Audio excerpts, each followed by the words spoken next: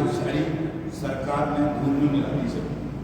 सरकार हम सबसे ज़्यादा होशियार थी, और होशियार क्या थी कि पर कहता हूँ सरकार ही वास्तव में ठग थी जिसने पूरे देश को ठग लिया। तो सरकार को सारी चीज़ों की जानकारी थी, ऐसा तो है नहीं सरकार से कुछ छुपा हुआ हो।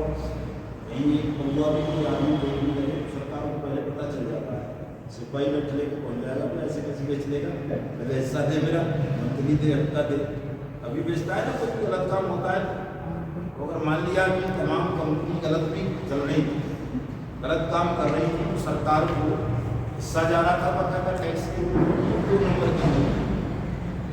तो सरकार चूँकि सब हम लोकतांत्रिक देश है, वेलफेयर स्टेट है, कल्याणकारी राज्य है, तो अगर कहीं भी किसी भी नागरिक के साथ कोई आपराधिक घटना घटती है तो ये सरकार का उत्तरदायित्व है, धर्म है कि उसकी क्षतिपूर्ति करे, जनता को सुरक्षा प्रदान करे। लेकिन आपके मामले में तो कतई अन्याय हो गया साहब। 50 करोड़ हैं आज की डेट में निवेशक 2 करोड़ से ज़्यादा एजेंट हैं। न सरकार को एजेंट की सुरक्षा की चिंता है, न आपके भुगतान की चिंता है। 10, 20, 50 मरे नहीं, निवेशक बहुत मरे हैं साहब। कई ऐसे निवेशक जो आदर्श वाले, उसमें एजेंट ने किसी ने आत्महत्या नहीं की है, लेकिन उसमें 20 लाख ऐसे निवेशक हैं जो सब रिटायर्ड अफसर, रिटायर्ड कर्मचारी, और उन्होंने पूरी जिंदगी का पैसा उसमें लगा दिया। जो मोदी जी खुद उद्घाटन करके आए थे उसको वहाँ सिरोही में जाकर राजस्थान में, लोगों को यकीन हो गया कि सब कुछ ठीक होगा। तमाम बैंक मैनेजर, तमाम IAS, PCS, IPS सब ने अपना रिटायरमेंट का पैसा उसमें झोंक दिया, और 1 साल बाद बंद होगी। 2018 में साहब मोदी जी ने हो गई यार छोड़ है इसको बंद करो। हाँ, EG भेज के बंद करवा दी। मर गए 21 लाख लोग बेचारे, उनमें से बहुत लोगों ने आत्महत्या की है सब बड़े लोगों ने। तो ऐसा नहीं कि निवेशकों ने आत्महत्या नहीं की, केवल एजेंटों ने की है। हमारा बाईकोट वाला टैक्स सिस्टम जो है उसको आपने को उसमें निवेशकों ने आत्महत्या तमाम फौजियों ने उसमें निवेशक थे, उनको उसमें दोनों मरे, निवेशक भी और एजेंट भी। लेकिन आपकी इस पीड़ा को साहब कोई देख नहीं पा रहा, सुन नहीं पा रहा। इतना बड़ा दर्द देश के लिए करोड़ों लोग देख रहे हैं, उसे ना तो सरकार सुन रही है, ना विपक्ष देख रहा है, कोई और भी नहीं देख रहे। कई चीज़ें आपने देखी होंगी तो विषयों पर बहुत सारे लोग बोलने लगते हैं, लेकिन ठगी पीड़ितों के मामले में कोई नहीं बोलता। केवल ठगी पीड़ितों का संगठन हमारा या जो भी हमारे जैसे संगठन है वही बोलते हैं, तीसरा कोई नहीं बोलता है। न सरकार, न विपक्ष, न मीडिया, न कोई दूसरे नेता है। बहुत सारे देखो कि हमारे किसान नेता है राकेश टिकैत को हर मुद्दे में टांग फंसा देते हैं, लेकिन इस मुद्दे पर हम कई बार कह चुके हैं कि साहब इस पर भी बोल दो, इस पर नहीं बोलूँगा। ईश्वर की क्या रचना है, विधाता ने क्या सोचा है, विधाता ही जाने। लेकिन हमारा आकलन ये है कि ज़्यादातर बड़े बड़े जो लोग हैं साहब देश में, चाहे वो किसान नेता हो, चाहे वो NGO चलाते हों, चाहे मीडिया वाले, उन सबके लिंक इन ठगों से रहे, ठग कंपनियों से रहे, ठग क्रेडिट कोऑपरेटिव सोसाइटी से रहे। और उन सबको लगता है कि अगर ये जिस कानूनी लड़ाई में लड़ रहे हैं फट से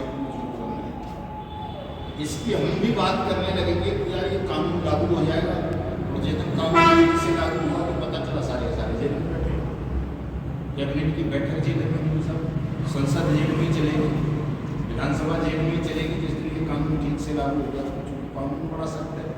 ये कह रहा है कि भैया सरकार देगी 2 से 3 गुना पैसा देगी, PM और तहसीलदार के माध्यम से देगी, 180 मिनट देगी, शिविर लगा के देगी। ये नहीं कि आपको सब बम्बई जाना है CP के दफ्तर में, या CRC के वहाँ जाना है, CGO कॉम्प्लेक्स दिल्ली में, या लखनऊ जाना है, या भोपाल जाना है। ये कानून ये कह रहा है सीधे कि DM और SDM को पैसा देना है तहसील और जिले पे, अपने जिले के तमाम निवेशकों का।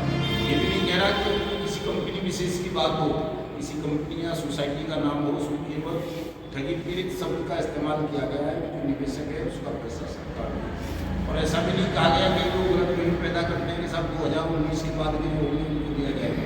ऐसा 1970 के बाद के जो है उन सबका पैसा 2 से 3 गुना दिया जाएगा, 180 दिया जाएगा, आवेदन लेकर के दिया जाएगा, बाकायदा मुनादी पिटवाई जाएगी, इलाके में पोस्टर लगवाए जाएंगे सरकार द्वारा, भैया ये कानून है, ये ऐसी बटन खुल गया है, यहाँ भुगतान बटन, यहाँ आवेदन करो और यहाँ से पैसा ले जाओ। ये व्यवस्था है सब कानून। और साथ साथ दंड की व्यवस्था बहुत भारी है। अगर आपने कहीं उनमें अपनत्व की छवि दिखाई देती है। मेरा भाई है, मेरा चाचा है, मेरा ताऊ है, और जब वो अपनी नौकरी के लिए तुम्हारे पास आते हैं, तो नौकरी के लिए तो आते हैं,